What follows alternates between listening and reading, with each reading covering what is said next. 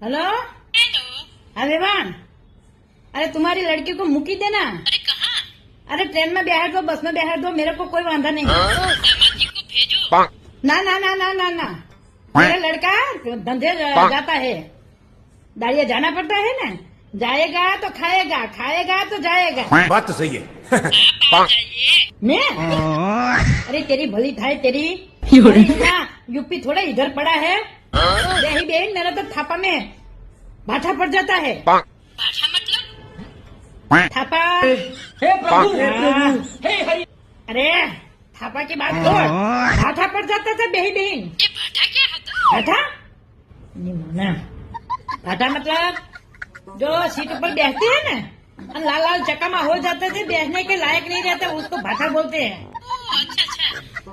अरे लप मत करो, मेरे कोई आ रहे हैं, पसी बात करती हूँ। मुकी जाओ तमें, बेल आके पसी करो, पसी करो।